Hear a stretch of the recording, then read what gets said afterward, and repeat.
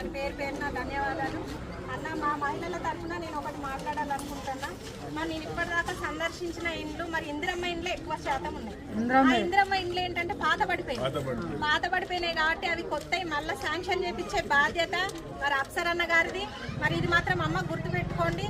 కాలువలు కూడా లేవు, చాలా మంది డేరాలల్లా ఏమంటారు షీట్స్లల్లా నివసిస్తారు. వాళ్ళు చాలా ముసలోళ్ళు, వాళ్ళకు కూడా మరి ఇందిరమ్మ ఇండ్లు శాంక్షన్ చేపించే బాధ్యత అన్నది.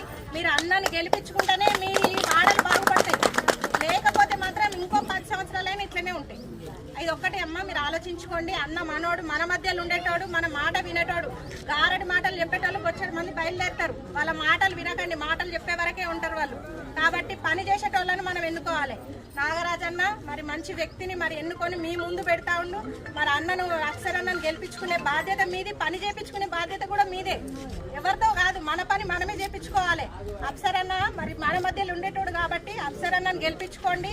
మన పని మనం చేపించుకోవాలి. కాలువలు చాలా లేవు, రోడ్లు కూడా పాతబడ్డాయి. ఆ రోడ్లను కూడా వేయించుకునే బాధ్యత మనది. వేరేటోళ్ళు గెలిచిందంటే మనం వాళ్ళ ఇంటి ముందు పోయి నిలబడి చేతులు కట్టుకొని మరి అన్న మా పని ఎప్పుడు చేస్తామని అడిగే ధైర్యం కూడా మనకు ఉండదు. అన్న మన మధ్యలో ఉండేటోడు కాబట్టి అన్నను మీరు ధైర్యంగా అడగగలుగుతారు.